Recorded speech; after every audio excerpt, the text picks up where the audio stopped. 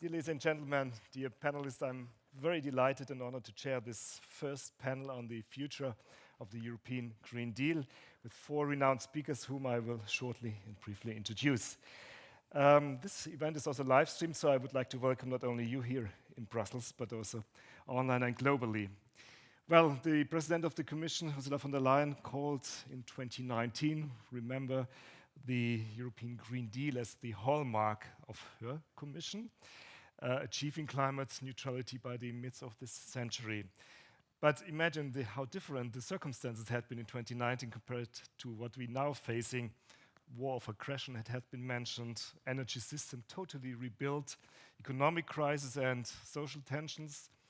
Yes, and despite all the pledges, there are doubts among European citizens about this ambitious project. Is it not too ambitious? Industrial leaders are very much afraid of being deindustrialized, and these voices have become louder in recent years. So, where are we currently in the transformation? What do we need to adjust, maybe? Are the instruments we have chosen so far the correct ones or not? Are we communicating in a proper way? Because politics is about speaking to people. And have we tapped in innovative issues? And we are going soon to discuss this on. So we have roughly 55 minutes to 60 minutes to discuss. We have a first round of interventions by our dear panelists. Then we have these results of our Slido inquiry. And later on, I would like to open to the audience here on the ground as well as online. Well, and then indeed, let me start with a short introduction. I'm very delighted, Esther, to have you here from our sister party in the Netherlands. You have been member in different committees, rural, agricultural development, budget, public health, so the whole range. Then, Monsieur Barnier, I'm very delighted to have you here. I think I have hardly to introduce yourself because you had been renowned in European policy and French policy, of course, for many years. You had been the chief negotiator for the Brexit, but also foreign minister and for European affairs. So Europe is your heart and your life as well. Then, Deborah, I'm very delighted to have you from here, from Italy, because you're a manager, a politician, a journalist, so combining all these different issues.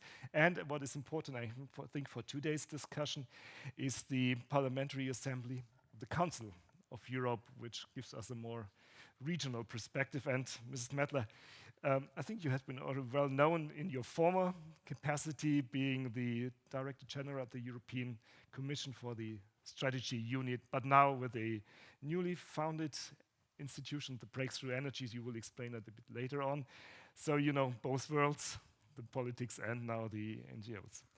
So Esther, let me start with you. You are, I think, with the Christian Democratic appeal in a permanent campaign mode. As you have elections soon ahead. European elections are heading as well. And I think when I talked about this transformation process, always this expression, leaving no one behind, comes to my mind. I've heard that in development policy, but I think it goes for this transformation as well. Is it really just and inclusive if we talk about this transition process? Or are there many fears among our citizens that they will not be able to compete with these transformations, that companies are left out? We have the discussion in the agricultural sector. So are we able to take our citizens with us and not leaving this project only to an elite here in Brussels? What is your experience? What would you answer people? My experience is that as long as it is really abstract, is this sound okay? It's okay. Yeah. As long as it's really abstract, we forget about the people. And there are some political groups who risk doing that. I remember in the beginning, and this was before COVID, before the war in Ukraine, but with the 2050 goal already on the table. So the Green Deal was launched. It was said, this is a man on the moon moment, and it is. If you want to be climate neutral in 2050, that is huge. And I remember in the European Parliament, we had to vote the climate law. And there we said in 2030, we want to have 55% less CO2 emitted. That's huge. And as long as it stayed abstract, you saw groups like the Greens who always said, please, 55%. This is what we need in order to be on target for 2050. They then said, oh yeah, but if the proposal is 55, let's do 60. let's do 65, let's do 70. And it became a bit of a Eurovision song contest, you know, who can shout the nicest number in the nicest way. And of course, we in the EPP, we were already very concerned that if we were going to do it, we had to do this right. And that meant two things. We need a Green Deal that is not only green, but also a deal. It means being a bit patriotic, being a business case for European industry. And the second thing it meant was making sure that, as it has now become en vogue to say, you leave no one behind. And that is a huge challenge. We negotiated the Social Climate Fund, which is, of course, tiny, tiny, tiny compared to the investments needs that you actually have. But it's good that also at the European level, we play a role in supporting those who actually need our help to make the transition, including households. And I was fighting with a representative of another political party who said, we from the Social Climate Fund, we should only support the best technology there is. Sounds charming, right? Go for the best. However, who can afford the best? Only the richest. So do you really want a European social fund that helps those who already have the money to invest in insulating their house, getting a heat pump, all of that? Or do you also want to support those who otherwise could not make this investment? I think the latter. So, you know, the Greens accuse me of being a socialist. I take it with pride. I think we should stand up for those who otherwise would not be coming along. So what do we need? We need a green industrial policy to go hand in hand, like I said, with the Green Deal. And in a way, it means maybe the Green Deal should become more like a turtle.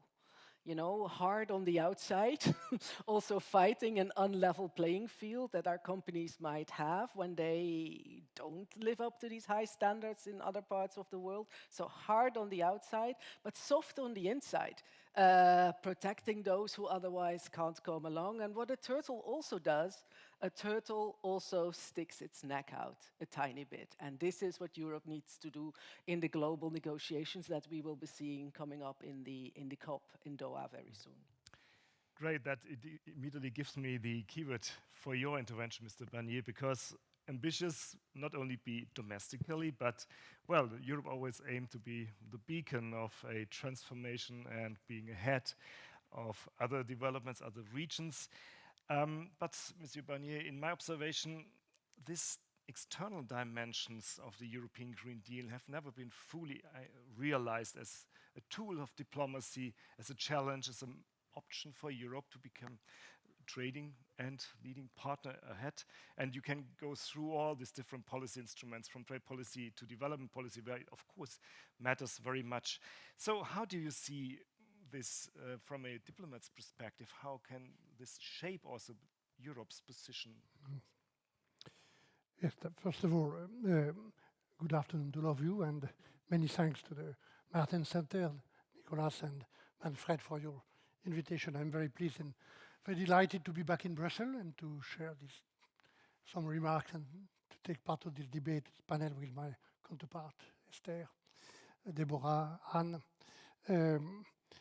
If I'm just may say a few words about what is the current situation for us.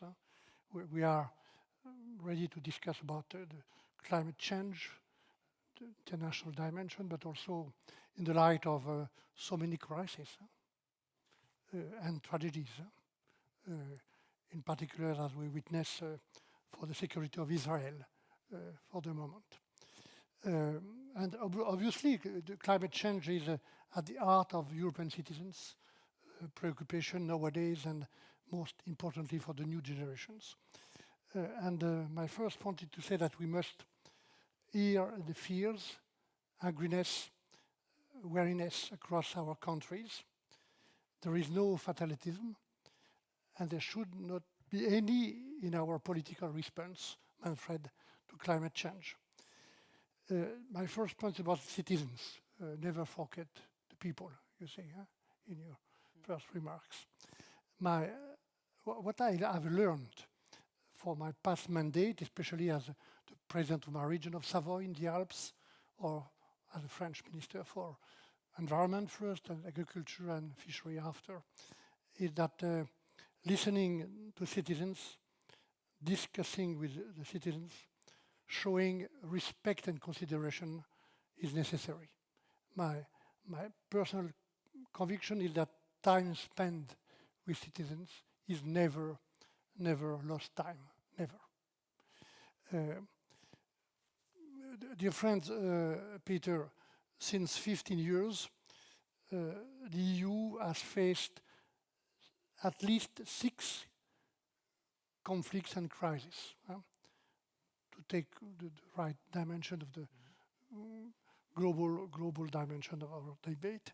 The financial crisis first, 15 years ago, not end. Migration, following the conflicts in Iraq or Syria or Libya. Brexit, the COVID pandemic, the war in Ukraine, and of course, climate change.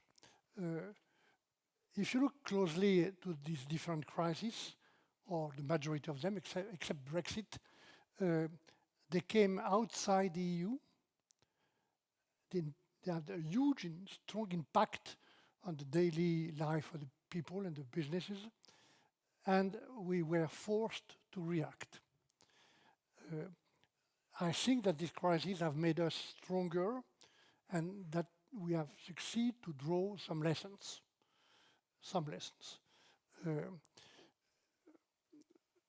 We have since 2019, the new term of the Commission, made significant progresses through the Green Deal.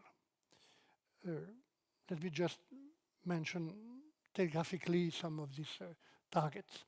Carbon neutrality by 2050 is, in my view, a pragmatic target.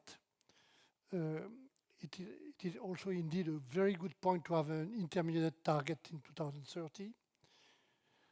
On another hand, we can only praise the reform of carbon quotas and the fact that polluters are finally the one paying. Last but not least, the EU has finally ended progressively the right to pollute distributed to industrial groups who wished to relocalize their industry outside of Europe. All of these decisions are going in the right direction, in my view. This is also the case of the carbon tax at the border of the European Union, which I've personally supported and believe to be a good initiative. Nevertheless, as it was proposed by the Commission, it will only bring back 1 or 2 billion euros per year, much less than that with the initial promises. We are hoping for more and will still hope for more, especially in my country. Yet the Commission, as I explained earlier, has made good decisions.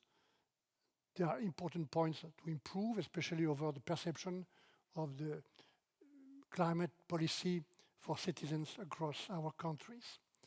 And as Esther knows more than anyone, the Commission must be extremely careful in the way it announces and applies specific measures. We have to be very careful with what I call the acceptability of any policies in Europe for the moment, especially at just a few months before the European elections. Some may be seen as punitive and thus create at least misunderstanding, at last anger, at worst feed Euroscepticism, and Brussels may once again be seen as a scapegoat by many classes of the population.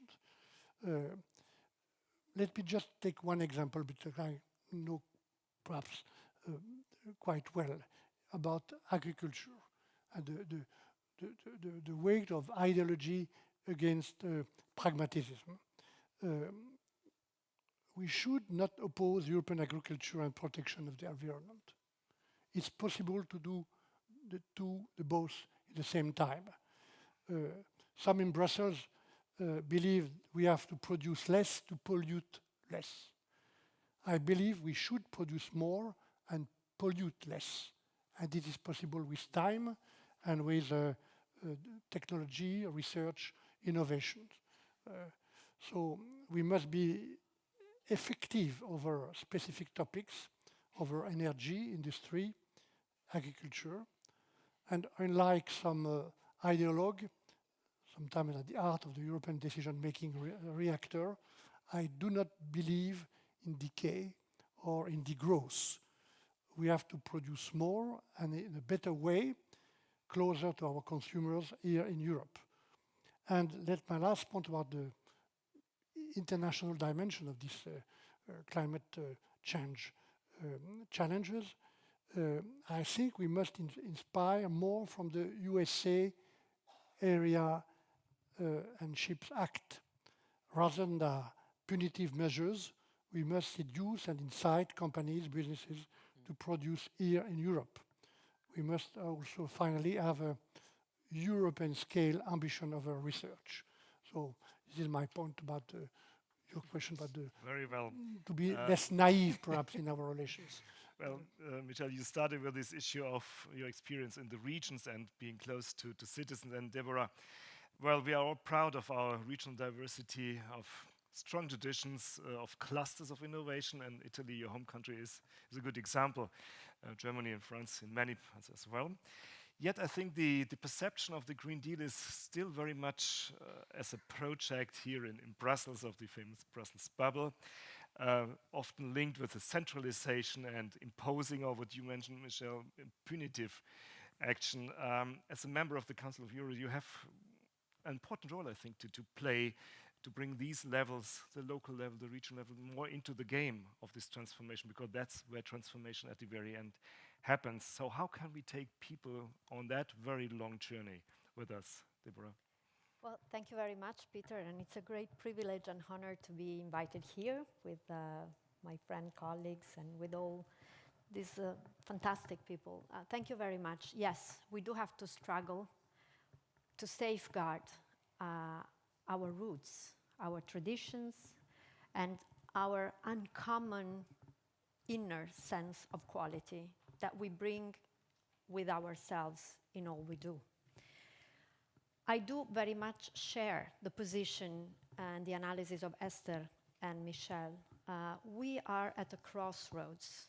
We are on the window of a very profound historic change that will change civilization. We are seeing, Michel was recurring all this, in the last 4 years, how many changes. The Brexit before, but then COVID and Ukraine conflict, and now what's happening in the Middle East. All this teaches us politicians a lesson. We have to keep very straight to our communities. We have spent 1 day and a half in the EPP office for a strategic meeting on how to get ready for the electoral campaign to June 9th. It's been a very interesting moment because we all shared our preoccupations, but we also saw some polls that are very interesting to us politicians again, showing that the main concern of European people all over Europe, not Italy or Norway or Netherlands or France, all over Europe, the main concern is becoming poor. How would you have ever imagined that European countries could be afraid of becoming poor in the last decades? Impossible. We thought that we had overtaken the challenge already and that we would be a rich community forever. Now we have to face the fact that European citizens do fear poverty. And this is the lesson we have to learn, and we have to focus on that. Skyrocketing cost of living and all the constraints of decisions that are probably, surely, right on paper, that's what Esther was saying, but can prove very weak or even wrong on reality. I think that we, people of the center-right political side, have to be pragmatic visionaries. Keep up the vision that we bear with our policies, but at the same time, never be afraid of confronting our vision with true results. And this is particularly true for the Green Deal. Green Deal is our commitment, and it's stronger than ever, I guess. Europe can play a role model because Europe is showing the rest of the world that our commitment to green transition is serious and coherent. But Green Deal must be a good deal. And a good deal is always fair, fairness. Now, all our intentions and commitments are the best towards an equal and fair transition. But we have to face the fact that the Green Deal unifies Europe, but can also have a divisive effect. Why? Because we do have, each single country, our own peculiarities, our own industrial, agricultural, social peculiarities, and we have to respect them if we want to respect our citizens. So, you know, it's a daily process. We have to be committed, but we have to be ready to adjust if we find out that our commitment could be even better than that. Let me give you an example. The houses, the greening of houses. In Italy, almost all households own at least a house. This is a sign of great richness. The ownership of houses in Italy is a sort of, self-protection strategy. In times when we are afraid of becoming poor, owning a house is a certainty. But if the European Union obliges you to, by 2035, invest a lot of money to raise the class energy of your house, the house is not a security anymore. It is a security, but it is also a burden, because you know that you're obliged to pay huge sums of money in times of, skyrocketing costs in order to reach a class energy that is able for your house to be in the market. And if in case you need to sell it, you can sell it. In Italy, which is the second oldest country in the world after Japan, owning a house is a certainty for many older generation people. How can you expect them, who are getting a retreat, a salary very basic, to have the money to spend in order to have the class energy working on their houses? It's impossible. And this is something that maybe because it was badly communicated, maybe because it was badly written, maybe because it was badly thought, but is really adding worries and worries on a population that is already experiencing the fear of getting poor. So it is a matter of vision, but it's also a matter of not having the environmentalist visions becoming religions. Vision and religion are very different and have to be very different. There's place for both of them, but let's keep them clearly different. And we don't have to apply religion. We are politicians. We have to be pragmatic. So my idea is that let's go ahead with the Green Deal for sure. Let's face the fact that it can be very divisive.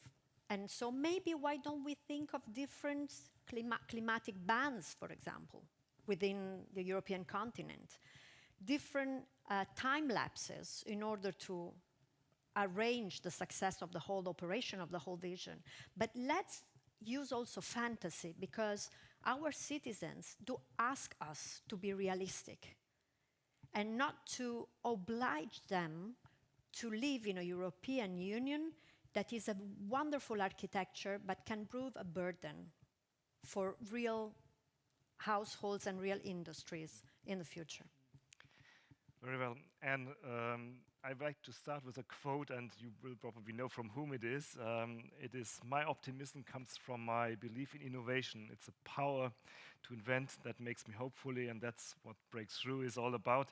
Well, this is of your founder, Bill Gates, which puts a lot of emphasis into human ingenuity and human innovation capabilities. That's the point where we have to talk about different stakeholders. We talked a lot about politics, but it's companies, it's the citizens themselves. And on the other side, we are complaining about over-regulation, strangling all these diverse attention. And you mentioned, Deborah, we have to find different paths to the future, not imposing one and the one, which is a religious moment at the very end. So, and you have lived in both worlds with the Commission now, with the private sector. You know the situation in Europe, in the US as well. What is your experience? Where would you reconcile Europe to become more open, diverse, as we often promise? Great questions. Thank you so much also for inviting me.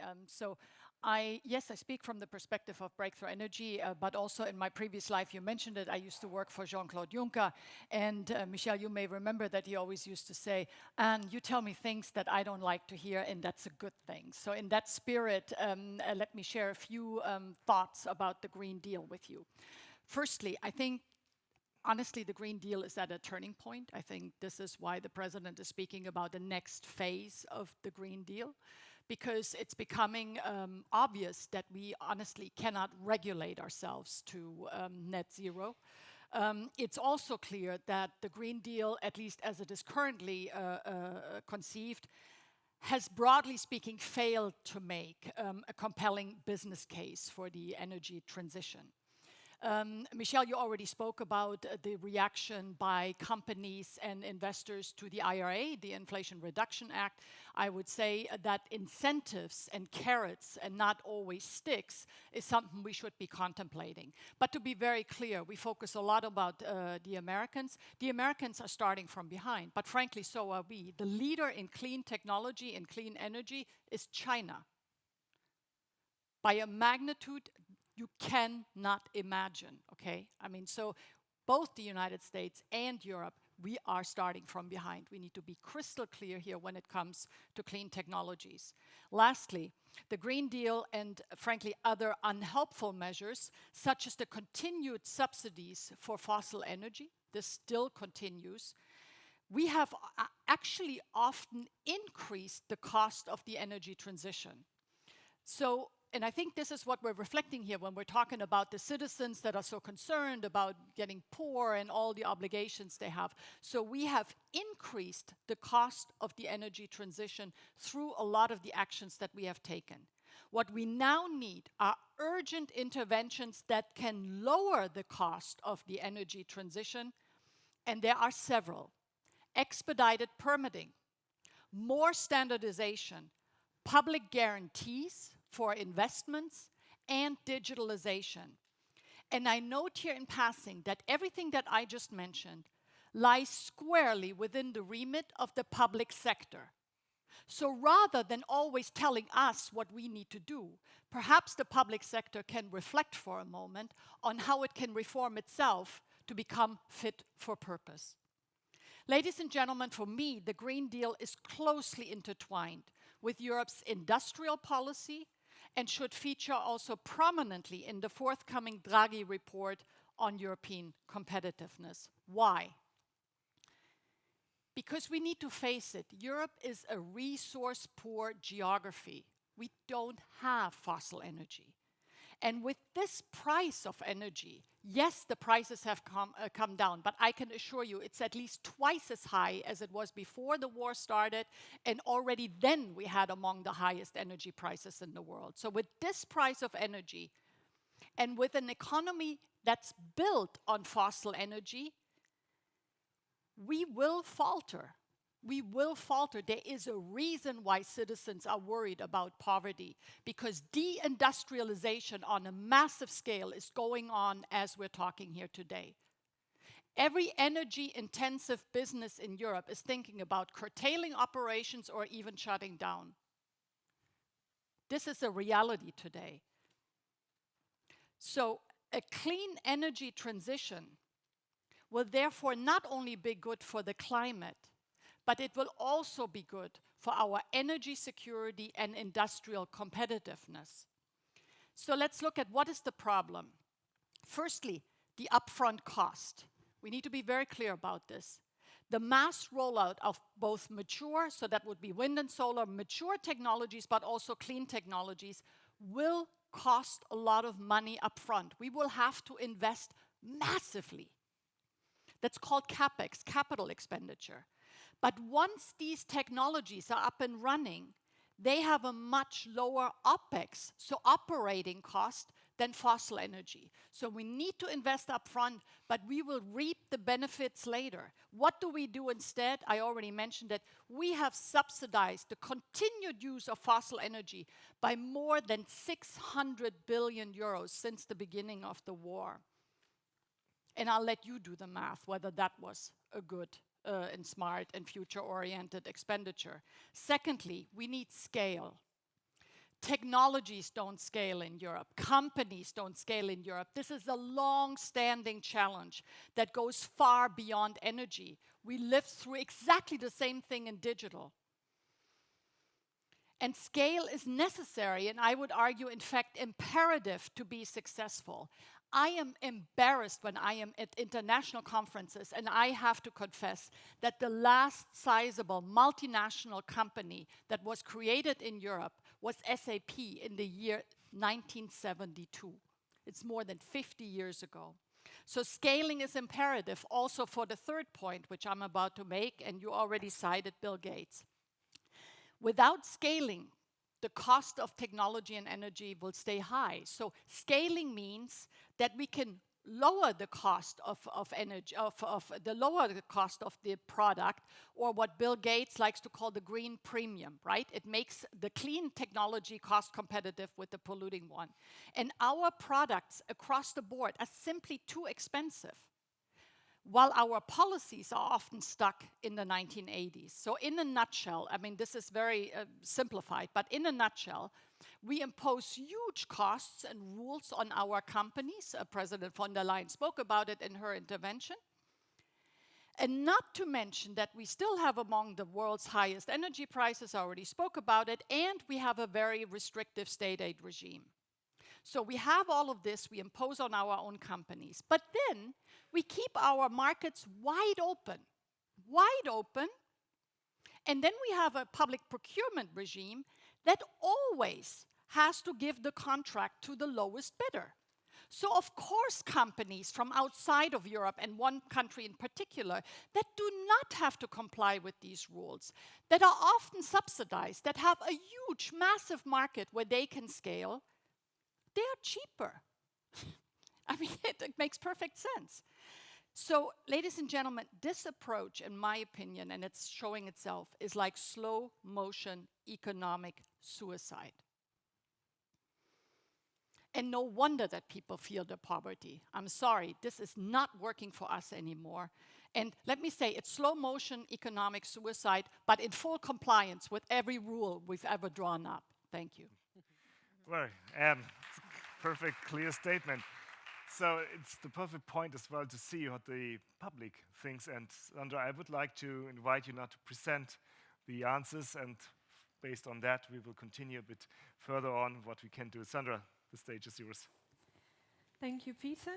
So just to remind you, before we have started this heated discussion, we've asked you, how do you assess EU action on the green transition so far? 23% of you answered the EU is doing too much at the expense of other priorities. 27% of the voters voted the EU isn't doing enough, and 50% of you voted the EU is taking appropriate action. Peter? Well, that's an issue we can discuss from different perspectives. I would like, of course, also include you here in the audience, share your comments. Please keep it very short. We have 20 minutes roughly to debate this very complex issue. We have two colleagues of us who have the microphone. Please let us know where you are from, and please keep it very short. I would like to have your opinions further on. Is there anybody in the audience who would like to share his opinion?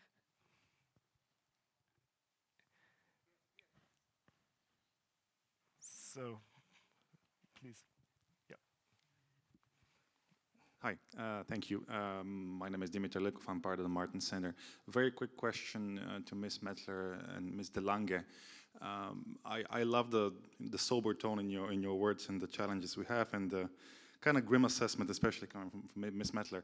But when we talk about the next phase of the Green Deal, what policies should we pursue, and what should be our strategic direction when we talk about maybe more realism, more pragmatism? Thank you. Would like to take a second comment with here or the gentleman over there. That the guy.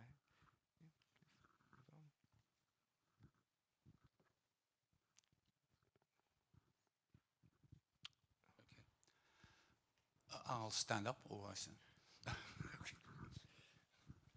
Hello, my name is Professor Linson. I'm a neuroscientist interested in politics. My impression is that the world population does not have the skills to understand global complexity and does not have the skills to understand what exactly is the Green Deal. And the other issue is that there is, I sometimes mention this in other debates, there is a serious trust issues. Very quickly, as some of you know, I organized an international independent poll, 5 international polls on LinkedIn. The question was, do you trust the EU institutions, European Commission, European Parliament, and the Council of Europe and United Nations? And the response was no, more than 90%. So this is something that is important, both understanding complexity and also the disconnect, the profound disconnect between the population and the institutions. Thank you. Thank you very much. So 2 issues about the path away, also policy dealing, meddling through also to complexity, which has been mentioned. Who would like to answer? I think we touched upon different issues you all mentioned. Esther. Well, I mean, I didn't choose my comparison to the turtle for nothing, right? In the sense of the hard shell is the issue of how fair is what we're asking of Europeans if you compare it to what we're asking from other parts of the world. And I think Anne made a number of remarks there when it comes to the procurement regime, etc. At the moment, we're one of these snails with no house. You know, we call them in Dutch naked snails. They have no protection whatsoever. It's autumn and I stepped on one, the other week. We should be this turtle in the sense that more CBAM-like instruments, and people understand these instruments as this is our government, whether that's national or regional or together in Europe, actually standing up for our interests. Maybe I shouldn't say this, but in a way, the Green Deal, in the EPP, we always said it needs to be more of a deal. Anne said that as well, the business case is not there. But maybe in a way, it should also become more patriotic. When Russia invaded Ukraine, and we had to take measures in the field of energy. Now, you can have a long conversation whether the right measures were taken and whether we were in subsidizing the old rather than building the new, which is part of what Anne is saying. But when that happened, the measures we had to take in the field of energy actually got taken very quickly and with broad support in the population because people understood, and even if they don't understand the complexities, they knew what was at stake, namely our way of living in Europe. That is what this fundamentally in the core is very much about. So to answer the question, we need less detailed rules, more leveling the playing field internationally and more on the softer social side internally. I'm very much convinced of that. And I mean, this is the Martin Center, so we are allowed to think freely and say things that normally I wouldn't say when I stand up in the plenary room of the European Parliament. But for that, we also need a completely different budget.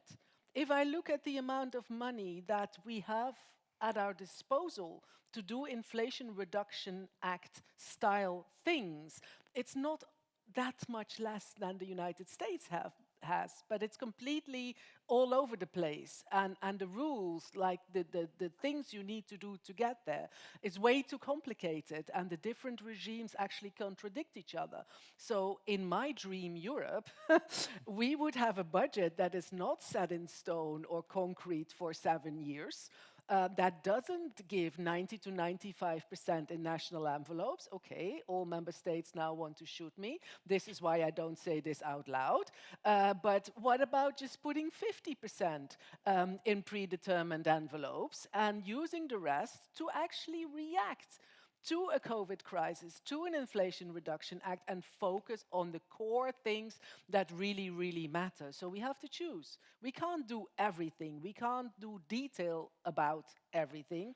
On the other hand, one side remark, unfortunately, a lot of national politicians are very, very happy about European legislation about the energy performance of buildings, so they can blame us and they don't have to do it themselves. That being said, there's way too much detail in that legislation, for sure. But my main point is, if we want to be more agile, more adaptive, more focused on the real things, some what we call in Dutch holy houses, some things that we take for granted that we don't want to mention, elephants in the room, actually need to get mentioned. I would love a system where we say, if an energy system for your house or an electrical car is built in Europe, we help you actually buy it.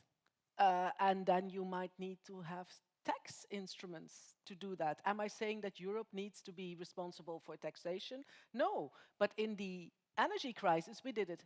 We said we're going to roam off the windfall profits and use them to actually support our small and medium enterprises, to support our citizens that are suffering.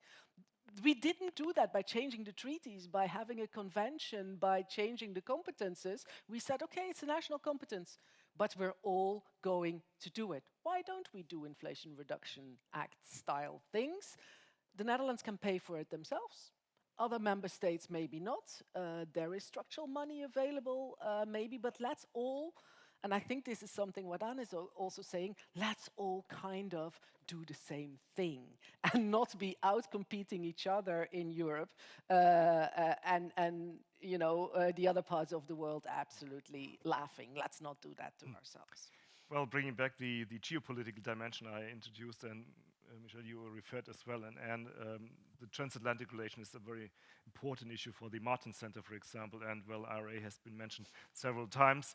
I still would like to know whether there is a platform, a space to commonly improve and stand up, of course, against other competitors such as China, for example. Michel, where do you see Europe? I think we need to avoid any kind of misunderstanding. There is no discussion between us and outside about the gravity and the seriousness of the challenges. Coming from a region where in Savoy, at least one third of the economy is based on snow,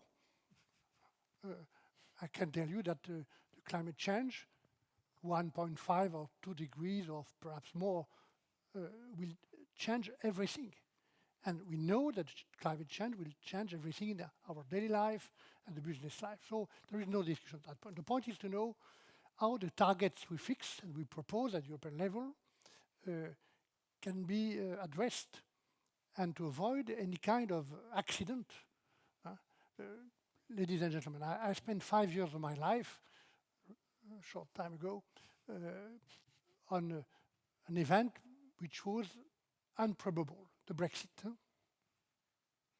And it happened.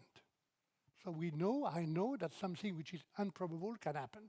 That means that we need to be careful fixing huge and right targets about the way to address these targets.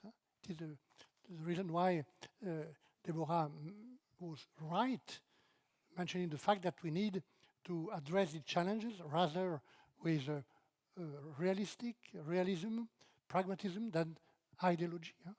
It's true for agriculture, it's true, Deborah, the example you mentioned about the housing regulations, it's true also for the mixed in energy and the place we need to protect and to respect for the nuclear energy.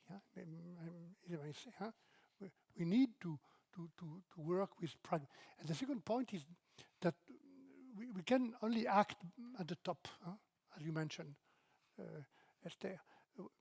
I remember the very first sentence of the report of Gro Harlem Brundtland, the former Prime Minister of Norway, in the very, very first report preparing the first summit of Rio de Janeiro. And the sentence was, we have to think globally and to act locally. So we need to have this global target, at the European level at least, but also to trust more businesses, small businesses, citizens, and the local communities. This is my point. And the last point, just to avoid the last misunderstanding, I am a liberal. I'm not in favor of any kind of protectionism, despite the fact I am French.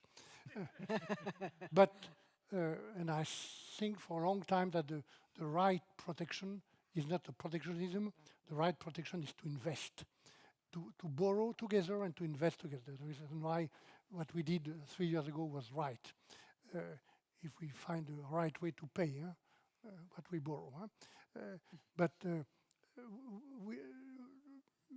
we need also not to be naive, in particular in our relation with China and with the United States. And I think that there is no way to accept products which do not have the same norms of production, the same quality, the same guarantee that what we impose to our own producers. It could be a point of unacceptability in our populations and to provoke any kind of reaction and to give the power to the populism. In that case, ladies and gentlemen, dear friends, everything will be destroyed and blocked. So we have to be careful. But I think, Ann, that's where initiatives such as you come in, to break up these issues, to think beyond last thought maybe on what you would recommend to us as a party, for example, but also to the Commission for. Well, I mean, and to be clear, when I criticized the fossil subsidies, I knew that when the crisis started, we had to do this, right? I mean, we had to. But now we're well 1.5 years into the war, no end in sight. This situation will get worse. And I can tell you, I am working on standing up technologies that can replace natural gas, such as an electric industrial heat, such as long duration energy storage, such as green hydrogen. It's difficult in Europe. Just because you have a target doesn't mean anything. I'm sorry to say, you know. That's why I am proposing what we should be looking at is not targets in 2030, 2050, announcements, you know. Do you know that in green energy, of all the in green hydrogen, of all the announcements that have been made, and we've talked about green hydrogen for years, only 4% have reached final investment decision. And only when you reach final investment decision does anything actually happen, is a shovel in the ground, yeah? So we are fooling ourselves if we believe all these announcements and targets and how great we are. We really need to measure what is the actual investment, what's the demand that's being created. And when I see how we struggle, I give you an example. We have a fabulous portfolio company. Long duration energy storage could really help with the deindustrialization. We need about 2 billion euros. It sounds like a lot, but if you compare it to 600 billion for fossil energy, and by the way, paying Putin's war, then all of a sudden, you know, maybe you look at it very differently. My point is we have not used this time to really double down on the new clean technologies. So there's been a lot of talk, not enough action, and on the subsidies, you're absolutely right. You know, we have as much money on the table as the Americans do with the IRA, but as someone said the other day, in the United States, you get a carrot. In Europe, you get a carrot that's cut up in 1,000 pieces. There is a program for everything, but it doesn't add up to really making the quantum leap change that we need. And my point is, if we cannot do this at a time of war, climate change, massive deindustrialization, then what are we waiting for? What are we waiting for? One such game changer, by the way, in my opinion, and that's what I've been working towards, is what I call the clean transatlantic marketplace. What is it? I presented it at the last TTC, the EU-US Trade and Technology Council. There is huge scope to work with the Americans on investment. I can tell you, because I've commissioned a study, that the investment flows are very vibrant. Americans are interested in investing in Europe and vice versa. So these have gone up massively. But for instance, at the TTC, there was an agreement to have a joint charger for heavy-duty electric vehicles. That hurts nobody. That's easy to do. That's just standardization. What if we didn't have this as a one-off, but we had it across all of the emerging clean technologies 50 times? Then you would create a much bigger market. You would create more opportunity, would bring down the cost. You know, that could be something that would be transformational. A last thing I would say is, for me, and this is a real reality check for the Green Deal, I'm sorry to say, does everyone here know that our wind industry is on the verge of collapse? This was painstakingly built up over decades in Europe and is now on the verge of collapse, just like 10 years ago we saw solar collapse. Is that not a reality check? So let's do something. The Americans are in the same situation with the wind. Why not work together? I don't understand. Our economies are so intertwined. That could be the kind of game changer that we need for the Green Deal, in my opinion. Well, the transatlantic relation is indeed what we, for several occasions, continue to discuss in our center. I have, unfortunately, to wrap up this session, 3 points which I would like to convey also to you. It's the flexibility, the ingenuity, it's the citizens to take with you. We have a lot of innovative clusters, ideas in Europe. This is an unleashed potential we have to open. And we have to see the international dimensions. And I'm very glad that Europe is still a kind of beacon. It's not lost. It is with the Americans, with other nations in Asia and Africa where we have to catch up. So let me thank you all very much for these insightful discussions. For the next step, I would like to ask my dear colleague Sandra again for the stage to inform me how we proceed further on. Thank you very much. Sandra.